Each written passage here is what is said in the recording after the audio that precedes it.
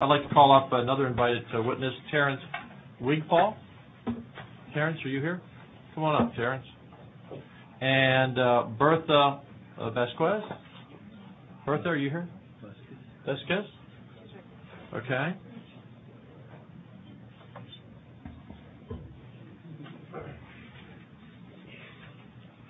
Hello, good morning, everybody. I'm Bertha Vasquez from Austin Can Academy here in Austin. And I'm Terrance Wigfall, representing Austin Can Academy also. Do you have testimony? Would you like to tell us a brief part of your story? Sure. Okay, well, first I want to start by saying that, Austin Can Academy is based on giving every student, every person, everyone a second chance. I mean, there's no way a door can be opened that's locked without a key, right? So we actually, what we do is we take people who are in danger of, dropping out, giving up, people who have lost hope because of certain situations, different priorities, work, anything. We take that and we base the schedule on what would fit the needs of that person. So, you can go half day. I mean, our half day is the equivalent to a public traditional school's full day. So you can go half day and move slower because you may have to work or anything like that, or you can you go full day, which is basically doubling your credit, so you graduate earlier than what you're supposed to. That way you can reach your goals faster. Me, I go full day now. So I mean, I'm just trying to get this over with, so that I can, get to my bigger goals faster, Speaking in general about the whole school, there's a lot of, great students there who actually want to be there. I mean, people say alternative, usually you may think of, oh, it's a bad school. Oh, it's just for people who are bad. No, like my principal, Mr. Oates, and like we were talking about, is alternative to the traditional setting. It's more of what we go against. Not go against, but like what we want to. Well, how would I say this? I'm sorry. You're doing wonderful. Yeah, I'm just. It's customized. Okay, let's say that. It's customized. It's customized in our own setting, just trying to adjust to the students' needs, So basically, what I'm trying to say is, this school is so in. I want to say you can't compare it to any other school really, like in public wise, you know what I mean? Because based on I want to say like Reagan, like Eastside, any public schools, they would tell you, based on your credits, you can't go here. Yeah. Based on your credits, you can't do it. Austin can. We're saying that you can do it. We're saying that, we want to give you that chance, that opportunity to succeed in life, not turn you down based on, because you may have other priorities you have to take care of. We want to adjust to that and make you feel welcome, make you feel like you have the right to succeed too. Yeah. Sure. In a nutshell, this charter school is making a huge difference in your life. Yes, it is, because when I first got here, when I first got to Austin, I just moved to Austin like a couple months ago. When I first got to Austin, the first school I went to was Eastside. I tried to get enrolled there, and for some reason my credits were lost because of local credits. They were lost, and they basically told me, there's nothing we can do. Just in general, this is basically what they said. There's nothing we can do, but we will send you to Austin Can. We will send you. It was more of a recommendation for me, How many teachers do you have during the course of your day? Actually, I have 7 different teachers. Yes. So you move around. Yeah, I'm moving around. Just like a regular high school. Exactly. Thank you, Chair. Any questions? Senator Campbell? I think you've done a great job describing it. It sounds like it's a school that customizes to your need. It's efficient, it's streamlined. I heard you say you're trying to get through. You want to be a pastor. And it sounds like when we're looking at traditional schools, you said that they kept looking at your credit, your past. And our traditional schools do rank you or look at your past. Things are based on your past. But this school, as the others we've heard about, looks forward. Exactly. And so they don't care so much about the man you were as about the man you're going to be. Exactly. And I sure applaud that. Exactly. Because all of us have looked back, and we pray everybody looks at what we're going to do ahead and not back. Exactly. So good job. Thank you, Mr. Chair. Sure. Terrence, so you want to be a pastor? Actually, no. Okay. Where did I get that? I have no clue. Did I say it in there? We saw this angelic quality about you. Yeah, it may be the vocals, you know. Yeah. Yeah.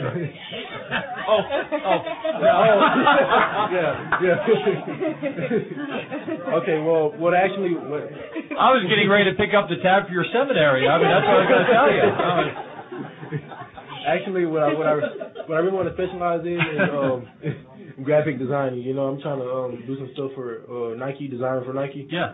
And so really, I just want to get through this as fast as I can without tripping or anything, without like falling back or anything. Still focused, still, you know, clear to what I'm doing. Get through it as fast as I can so that I can hurry and, you know, not really in a rush. Because I have a long life, you know, obviously, I don't know anything. What I'm saying is not necessarily just rush through it, but try to speed it up in a way so that I can stay focused on what I really want to do instead of like falling back and getting lazy and like, oh, I don't even want to go to college anymore, you know? I just setting the pace for myself. I'd like to see you in a Nike commercial. That looks to every student out there who's dropped out of school and just say, just do it. Because because you're getting it done. How did you find out about this dropout recovery charter school? How'd you learn about it? Well, it was like I said, it was a recommendation from Eastside, which I feel like it doesn't. This school shouldn't have to be a recommendation, right? It should actually be. I don't think this school was actually publicized enough. You know, I feel like since most of the people there, I would say, I mean, based on my opinion, like 85 to 90% of the school students have been recommended to go here instead of like just by choice and by just seeing this and like, oh, I want to do this because look, I mean, what kind of school it is. Right. Do you think we need as many opportunities around the state for people like yourself? Yes, because I mean, Austin is not the only place where people feel like they have no choice but to fail. You know. We have been debating charter schools for years in this chamber, and months and weeks and days and hours recently about how many we should allow. You probably have done more for our argument than any adult has done, and because you are a shining example of what opportunity brings. We're very proud of what you've accomplished, and I want to know about your success in the future because you're going to be very successful. Yes. Remove this face. We're going to remember it. All right. Bertha, did you want to tell your story as well? Would you like to be a pastor? Would you? No. We have openings. No, Go ahead. Well, as you know, I did drop down for like a whole semester for like 6 months. And after I went to go back to Reagan and try to, get myself back into school, they basically put my hopes down. They were like, we can't do anything about it. I guess you're going to have to go to court because you don't have your credits. You've been dropped out of school for a while. And honestly, when they told me that, I was like, they're just going to give up on me like that? And all of a sudden, I think, I don't know, like this teacher just came up to me. He was like, there's this school named Austin Ken Academy. And it's by Rosewood. I don't know if you would like to call. I mean, I can give you the number and try to see, if you can fit into it. So I was like, I'm calling this school. I'm just gonna, So I emailed Mr. Oaks, and I still have the emails on my phone, that I emailed him, telling him my story and that I wanted to get back to school because I wanted to prove my mom, my family that even though I'm the smallest one and I was always like into fights and I was in juvenile and I wanted it to be I wanted to make a change in my life and my family. So, basically my family wasn't being that supportive. I wanted to go to school. My mom was like, "You're not going to go to school because you decided to just drop off, so you'll fix yourself," and I was still a minor. And so I emailed Mr. Oaks, and he told me, "Yeah, whenever you can, just come around school and we'll get you set up." And when I was reading that, I was like, wow, like, I have a chance. I have a chance where, I can prove my family.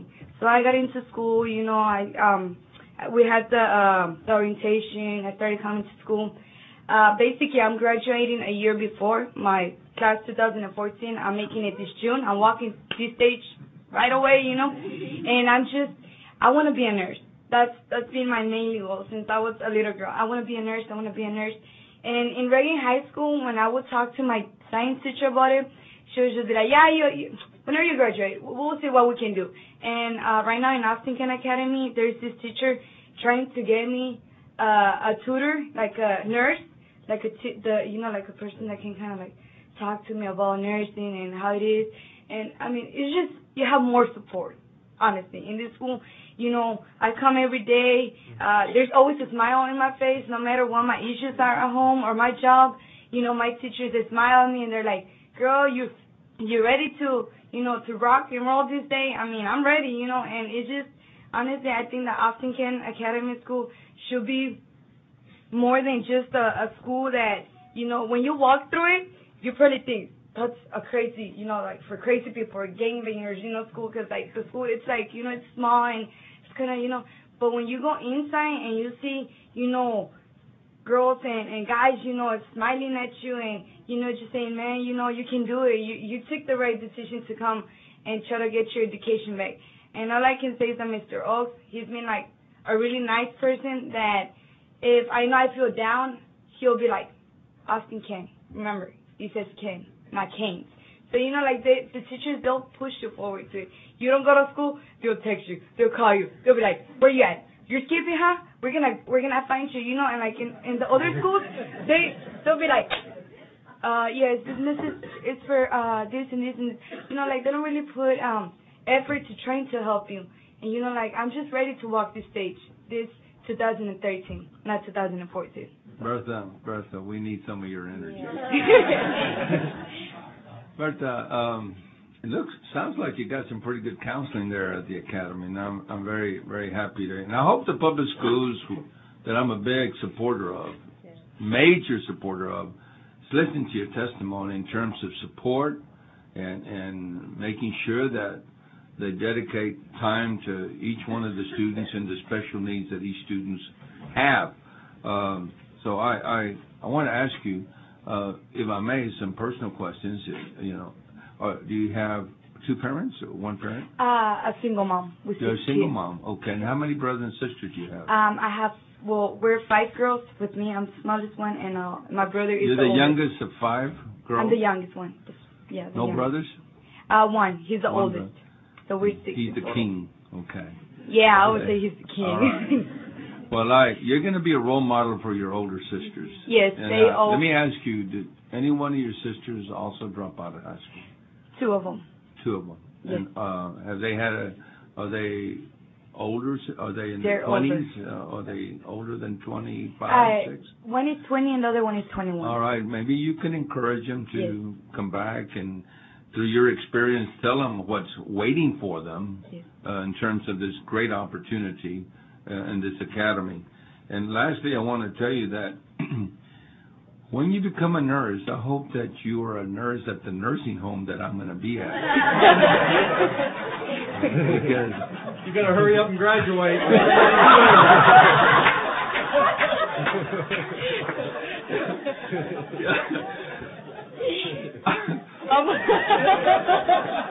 He wants you to vote for his bill. Anyway, we've had some fun this morning, but it's serious, and I want you to be a nurse. I think that's an incredible, wonderful goal. We have a shortage of nurses, and certainly we want to. We have a major responsibility in this state to make sure that all of us together, as one Texas community, educate our young people and prepare them for the future.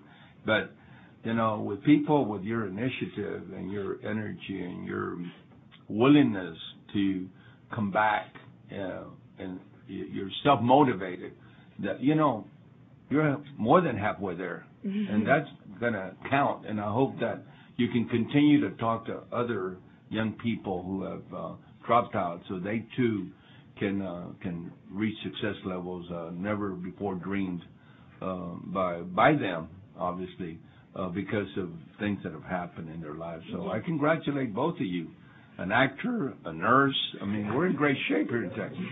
Thank you. Senator Campbell. Thank you, Mr. Chairman. Bertha, is that right? Yes. I'm excited about your enthusiasm, both your enthusiasms. Tell me about Mr. Oakes. Was he a teacher? Was he a counselor? He's our principal. Principal at which school? At Austin Ken Academy here in Austin. Great. Okay.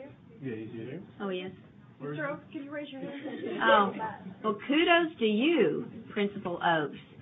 I was a nurse first before my mom. She at 48 dropped out of school. At 48, she went back, got her GED. She didn't go to a charter school like this, but she was a nurse. And I can tell you that you will make a great one. You won't find yourself in the nursing home. I'm sorry, because with your enthusiasm, I'm also an ER doc, but you belong in the emergency room. And when I get out this session and I'm working in the ER, feel free to come up and I'll fill out the paper so that you can shadow me and you'll see the nurses, okay? But you're perfect for the ER. You will make it. You do have to persevere, okay? And so congratulations to both of you. Thank you. Thank you very much. Thank you. Thank you, Mr. Chair. Yes, go ahead. I want to say something to Lucio. I'm waiting. Since you said to drive home to a nursing home. It's not about the nursing room. All I want to say that, I don't know you're Hispanic or not, since you said the word comer. Eat. Right. Like, as an Hispanic, as my mom, like I told you, well, she was, she's a single mom. She was a single mom because I have a stepdad and he's the best. With 6 kids, and I want to prove her, that even though she went through a lot when she was really young, that It's okay, sir. That it's okay. that even though Ryan. she didn't finish or she didn't go to school, that I want to be the reason that she gives smile every day, even though I made her go through a lot. That she knows that her youngest daughter is graduating and that she wants to be, something better in my family, and that's the last thing I can do to thank her, because as a